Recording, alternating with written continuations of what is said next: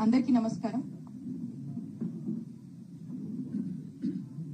దళిత ముద్దుబిడ్డ మా వైఎస్ఆర్ కాంగ్రెస్ పార్టీ కార్యకర్త మందా సాల్మన్ గారి హత్య అత్యంత దారుణం, బాధాకరం. ఆ కుటుంబానికి మా ప్రగాఢ సానుభూతి తెలియజేస్తున్నాం.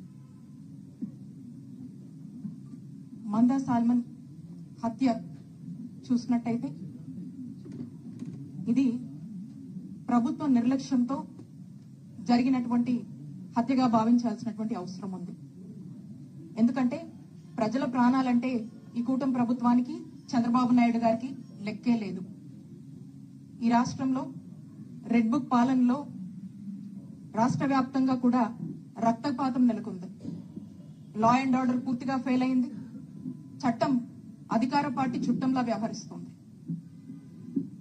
ఈ మందా సాల్మన్ హత్య మనం చూసాం. పిన్నెలి గ్రామంలో దాదాపు 300 కుటుంబాలు బయట ఉండి ఈ పార్టీ అధికారంలోకి వచ్చాక నానా ఇబ్బందులు పడుతుంటే తన భార్యకు బాగలేదని చూసుకుందామని వచ్చినటువంటి సాల్మన్ ని దారుణంగా అక్కడున్నటువంటి తెలుగుదేశం గుండాలు కొట్టి చంపారు. మరి ఇప్పటికి కూడా చంద్రబాబు నాయుడు గారు గాని, కూటమి ప్రభుత్వం గాని ఇంత కూడా స్పందించలేదంటే ఒకసారి ఆలోచించండి. రాష్ట్రంలో ఎలాంటి పరిస్థితులు నెలకొన్నాయి, వైఎస్ఆర్ కాంగ్రెస్ పార్టీ వాళ్ళని ఏ విధంగా చూస్తున్నారు, సామాన్య ప్రజలకు న్యాయం లేదు అని స్పష్టమవుతా ఉంది. తెలుగుదేశం అధికారంలోకి వచ్చిన దగ్గర నుంచి చంద్రబాబు నాయుడు గారి నాయకత్వంలో మనం చూస్తా ఉన్నాం. రాష్ట్రంలో సెలెక్టివ్ గా పాలన నడిపిస్తున్నారు, సెలెక్టివ్ గా న్యాయం చేస్తున్నారు. వైఎస్ఆర్ కాంగ్రెస్ పార్టీ వాళ్ళకంటే ఒకలాగా, తెలుగుదేశం పార్టీ వాళ్ళకంటే ఒకలాగా. ఈ రోజు సామాన్యులు పోలీస్ స్టేషన్లకు వెళ్లేటువంటి పరిస్థితి లేదు. ఈ రోజు సామాన్యుడు పోలీస్ స్టేషన్ కి వెళ్తే అక్కడ నుంచి ఎమ్మెల్యేనో, ఎంపీనో, మినిస్టరో ఫోన్ చేసే వరకు కూడా వాళ్ళకు న్యాయం జరిగే పరిస్థితి లేదు. ఎన్ని చూసాం మనం కూటమి ప్రభుత్వం అధికారంలోకి వచ్చాక. ఒక సామాన్యుడు వెళ్లి కంప్లైంట్ ఇస్తే దానికి ఇక మళ్ళీ ఏమి న్యాయం జరగట్లేదని రోడ్డెక్కితే అదే సామాన్యుడి మీద తిరిగి ఆ కంప్లైంట్ వాళ్ళనే ఈ రోజు వాళ్ళ మీదే కంప్లైంట్ పెట్టే పరిస్థితిలో ఈ రోజు పోలీస్ స్టేషన్లు పనిచేస్తా ఉన్నాయి. పోలీసులు పూర్తిగా బాధ్యత తీసుకుని లా అండ్ ఆర్డర్ కాపాడి పిన్నెల్లి లాంటి గ్రామానికి ఈ రోజు ఒక భరోసానిచ్చి ఆ గ్రామస్తుల్ని గ్రామంలోకి వచ్చి మరి వాళ్ళు జీవనం కొనసాగిస్తే అండగా ఉండాల్సినటువంటి పోలీసులు ఈ రోజు అదే పోలీసులు ఎందుకు వస్తున్నారు, ఎవడు రమ్మన్నాడు, పరిస్థితులు మీకు తెలుసు కదా, వచ్చి అంత న్యూసెన్స్ ఏంటి అని పోలీసులు ఈ రోజు గ్రామాల్లో ఉన్నట్టు వైఎస్ఆర్ కాంగ్రెస్ పార్టీ నాయకుల్ని, కార్యకర్తల్ని బెదిరించి పరిస్థితి మీకు తెలుసు కదా అని మళ్ళా మనల్ని బెదరగొట్టేటువంటి ప్రయత్నాలు పల్నాడు జిల్లాలో జరుగుతున్నాయి.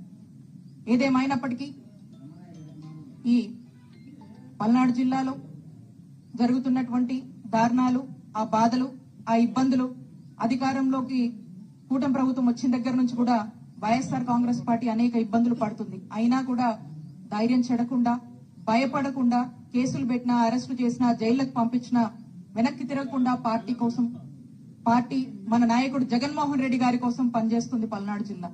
మరి ఈ మందా సాల్మన్ విషయంలో మరి ఆ కుటుంబం ఎంత బాధపడుతుందో మనమంతా కూడా ఇందాక మహేష్ అన్న వీడియో రూపంలో వేసి మనందరికి కూడా చూపించడం జరిగింది. అందరం కూడా బాధపడతా ఉన్నాము. ఏదేమైనప్పటికీ మందా సాల్మన్ గారికి న్యాయం జరిగే వరకు కూడా వైఎస్ఆర్ కాంగ్రెస్ పార్టీ మన పోరాటం ఆపదు అని తెలియజేసుకుంటున్నాము.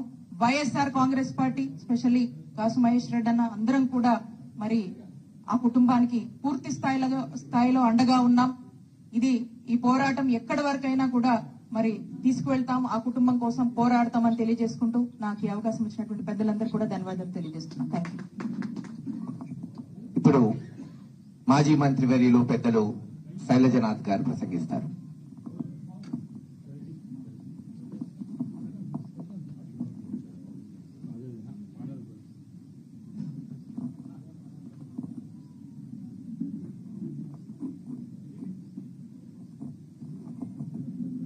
సభాధ్యక్షులు మహేష్ గారు, వేదికపైన పెద్దలారా,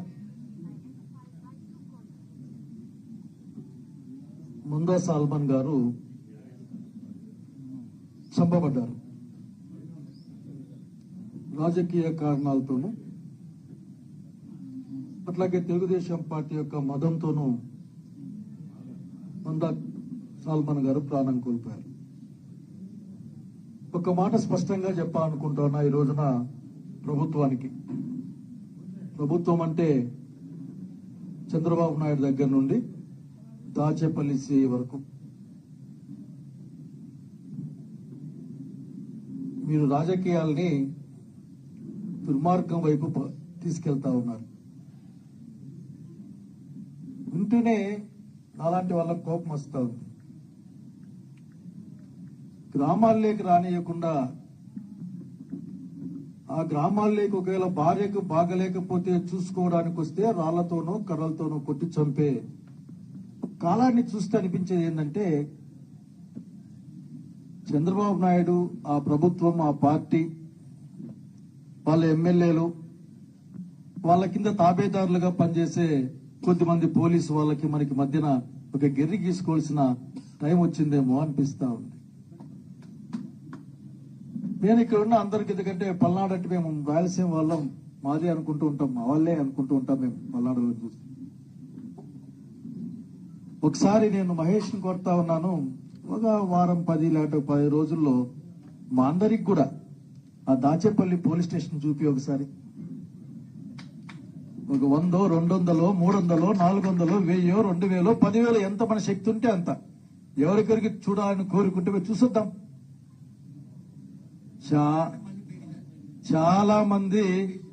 చాలా మంది మేము తోపులు అనుకునే వాళ్ళని చూసాం. తోపుల్ని లాగి కిందికేసిన కాలాన్ని చూసాం. మన పేరు చెప్తేనే తలెత్తడానికి కూడా ధైర్యం జాలక పక్కకు తప్పించుకుపోయిన బ్యాచ్ ఈ బ్యాచ్ అంతా ఈ రోజున పోలీస్ స్టేషన్ కి బేడీలతో తాళాలు వేసుకుని కథలు పడదామంటే వాడు భయపెట్టే ప్రయత్నం చేస్తా ఉన్నాడు. నాకు అంతకంటే అర్థం కాలే. భయపెట్టే ప్రయత్నం. వస్తే మిమ్మల్ని కొడతారు, మేము కూడా కొడతాం. వస్తే మిమ్మల్ని ఏమైనా చేస్తారు, మేము కూడా ఊరికే చూస్తూ ఉంటాం. అయినా మీరు ఎందుకు రావాలా? నేను చెప్పేది ఒకటే, శాంతి భద్రతల్ని కాపాడడానికి ఉద్యోగం చేసే మీరు శాంతి భద్రతల్ని కాపాడలేకపోతే ఆ స్టేషన్లోకి మీరెందుకు పోవాలా? చక్కగా ఇంట్లో ఉంటే పెళ్ళాం పిల్లలన్నా సంతోషపడతారు, వాళ్ళ పెళ్ళాం పిల్లలన్నా ఆఖరికి. కాబట్టి నేను చాలా చాలా బాధగాను కోపంగాను ఉంది. నాకు ఏంది ఇది ఇంతనే అసలు చంద్రబాబు నాయుడు ప్రభుత్వం ఈ రోజున జనానికి రక్షణ ఇస్తలేదు. ఎవరైతే